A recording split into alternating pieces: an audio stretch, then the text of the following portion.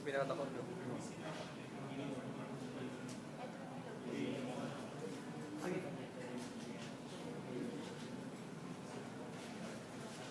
Okay. Kindly focus your attention on that cell.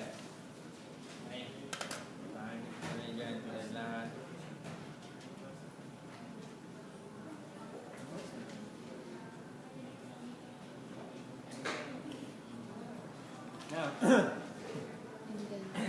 so kindly examine that cell, its characteristics, and then compare the color of its cytoplasm with the cytoplasm of the mature red blood cell.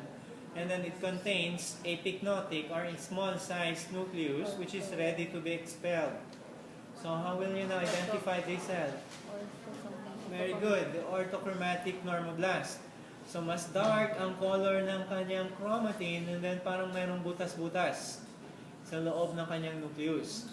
And then, the immediate precursor of that cell is this cell, which has a larger nucleus compared to the orthochromatophilic normoblast. And then, parang mayroong madumi ang kanyang cytoplasm because pag i-examine ninyo yan sa inyong microscope, pink na kasi ang color halos lahat dyan, you will still be able to see blue colors in its cytoplasm. This should be the very good, the polychromatophilic normoblast or the polychromatophilic erythroblast.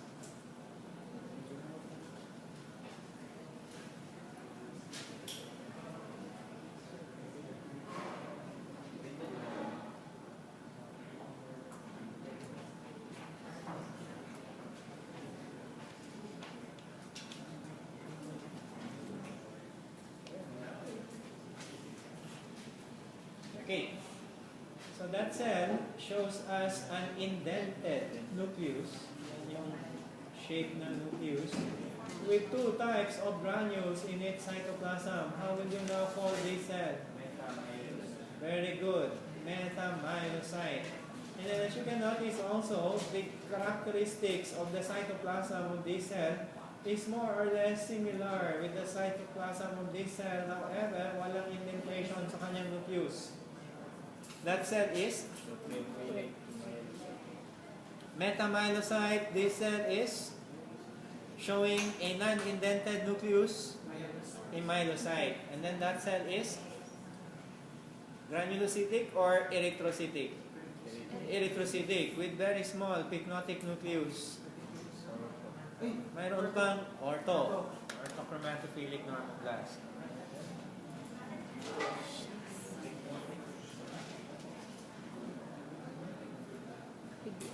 Hanap tayo ng mga myeloblast and erythroblast.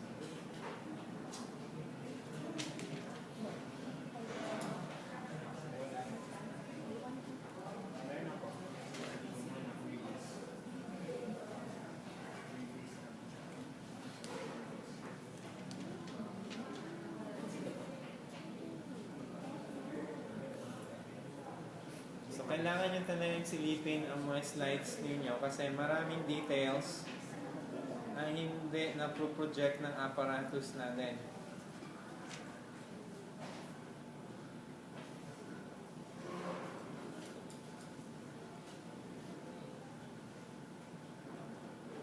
Okay? Now, can you still remember the largest cell in the myeloid series? And then immediately preceding that large cell is this cell. So, although mayroong granules kayo makita dyan, pero dito under the microscope, walang granules. Yung cell na yan, and then it is showing a fine chromatin. Ito mas maganda. So, walang granules, very scant. Ang cytoplasm, walang granules with fine chromatin pattern, and then we can appreciate 1, 2, 3 nucleoli. So this cell is a myeloblast. And then, ito namang mas malaking, the largest cell in the myeloid series. Yan siya and yan siya. Those are the pro-myelocyte. So although pink ang granules na makita nyo dyan, dito, violet ang color ng granules.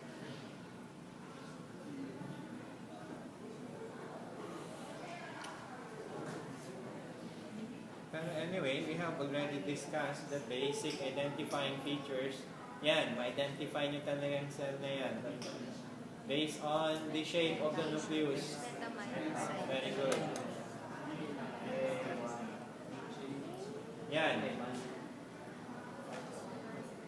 Ortho, very good. Ortho.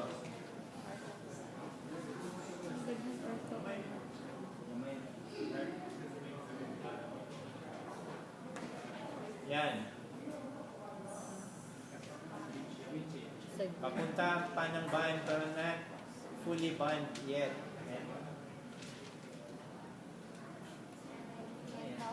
Meta. Yan siya. Yan. Maganda yan. Mayroon pang nucleoli. And then halos malinis pa ang cytoplasm with fine chromatin pattern. Myeloblast. Transition na yun siya. Papunta. Nag-mature man lahat ng cell.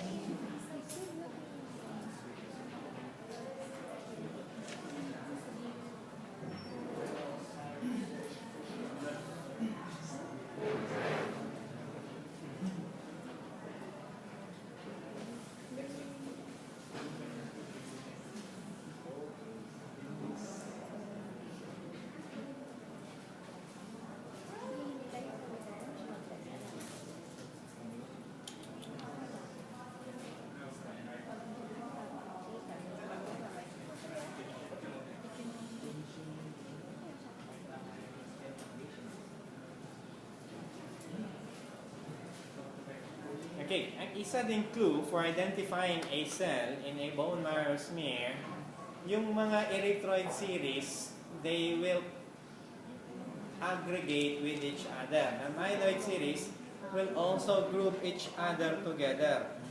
Now, we are seeing in this cluster of cells, ano yung dalawang cells na yan? Ortho. And then, precursor ng ortho, polychromatophilic. And then this is the most immature cell in that lineage na mayroong violet colored cytoplasm with fine chromatin pattern as compared to this much granulated chromatin pattern with perinuclear halo. Okay, the pro-erythroblast. Okay, sana hindi kayo magkamali na sa practical exam dito sa slide na ito.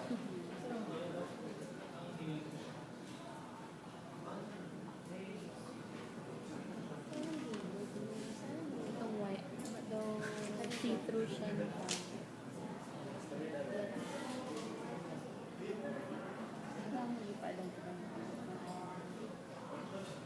So ano ang mature granulocyte na mayroong golden orange granules sa kanilang cytoplasm?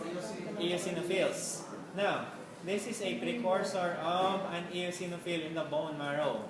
So, as you can notice, round ng kanyang nucleus. And then, this precursor shows us two types or two colors of granules in its cytoplasm. Violet colored granules and then more numerous pink colored granules with a round shape nucleus. How do you call that cell? Ano? Mayroon siyang golden orange granules. Hindi golden orange ang granules ng neutrophils. Eosinophilic, very good. So myelocytes will show two types of granules, two colors of granules.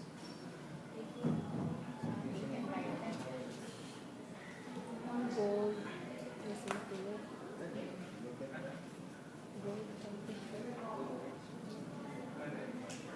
Golden orange.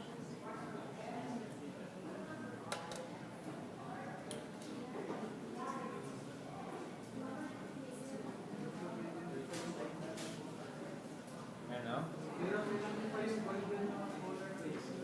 mas maganda pag madami kayong details na hindi makita sa ano, sa dito sa apparatus natin, makita dito sa ano. Yan yung myeloblast, yan naman yung promyelocyte.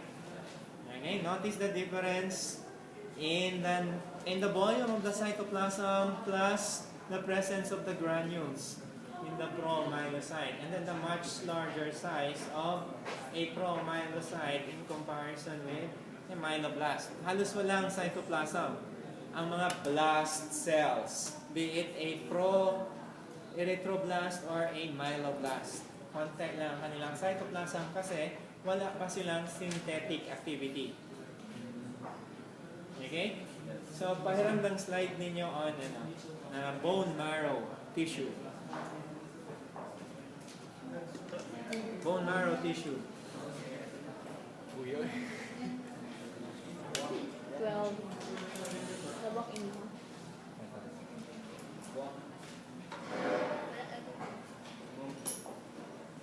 300.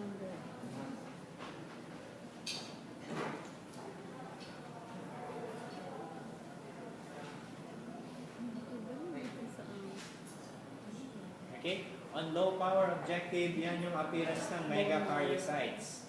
So, ito mga smaller cells, so they can be the cells in the granulocytic series or the myeloid series or the erythroid series.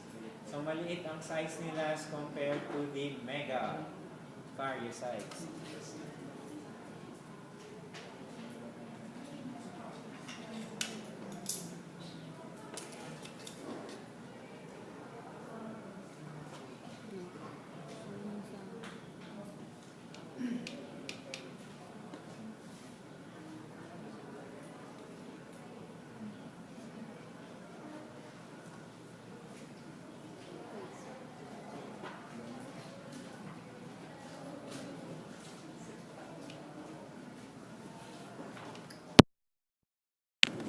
Now, what we have seen a while ago is a smear from the bone marrow. Paano ginagawa ang smear? Nagsisilet ng isang bone na tinutusok na malaking needle. And then nag-aspirate ng cells from the bone marrow. And then the aspirated cells will be smeared in the glass slides. So yun ang appearance ng bone marrow aspiration biopsy smear. Ngayon naman, kung buong bone marrow tissue ang kukunin from a particular bone, and then it will be processed, it will be cut into slides, that will be the appearance. So in smears, cells lang makita natin. In bone marrow tissue biopsy, we will be able to see the entirety, or all the tissues in the bone marrow in toto. Now, who among you here is fond of eating bulalo? Now, what is the color of the marrow in bulalo? Yellow. Because eventually, as we grow old, the hematopoietic cells, or the blood-forming cells, will be accompanied by these cells in the bone marrow. Those are okay, adipose cells or fat cells. And then yung mga smaller, dark-colored cells, those are actually the precursors of the blood cells, or the hematopoietic cells. So that, ang mga cells na ma-identify natin sa slide na yan, the hematopoietic cells in general, we will not be able to see definitely kung granulocytic cell series ba sila or erythrocytic cell series sila. So in order to do that, kailangan ng aspiration biopsy. Mas ma-identify ang features or ang morphology ng cells. So, the adipose cells, and then the hematopoietic cells in general, and then aside from that,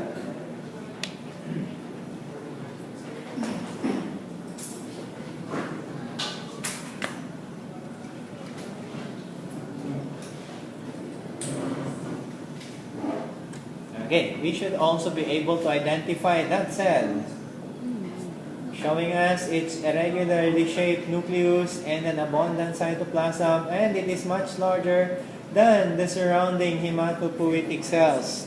That cell is the megakaryocyte. So, mas malaki siya in kumpara sa size ng ibang hematopoietic cells.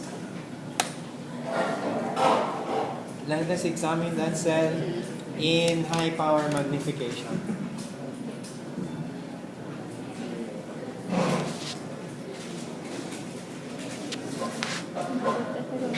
Okay? So, as said earlier, hindi natin masabi kung erythroid series cell ba yan or myeloid series cell. Except lang kung may pink granules, yan sila mga eosinophilic precursors yan. And then yan, ito yung megakaryocyte.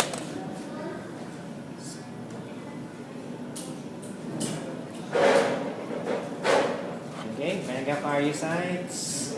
And then hematopoietic cells. And then adipose cells. So, yung tatlong cells lang ang pwede natin ma-identify in the bone marrow cavities.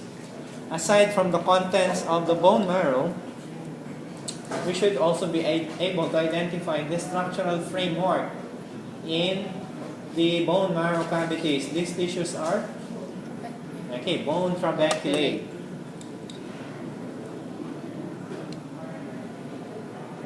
In the bone trabeculae, we are able to see spaces which are actually housing what cells?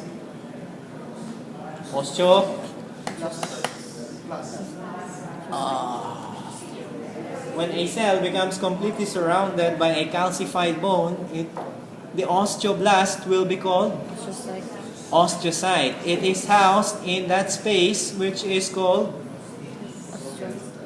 lacuna. lacuna. Very good. And then how do you call the tissue covering the bone trabeculae? Periosteum is located outside of the bone. Here, the bone marrow cavity is inside the bones. So that's, okay, connective tissue covering the bone trabeculae is called the endosteum. So yun lang ang mga kailangan nyo identify for that slide. Much harder to study is the bone marrow smear. Okay? So it will be advisable if you will bring with your atlas when you will study the bone marrow smear, and then remember also what we have discussed. Granulocytic series and then erythrocytic or the erythroid series. So you may now view your slides. Kindly turn on our lights.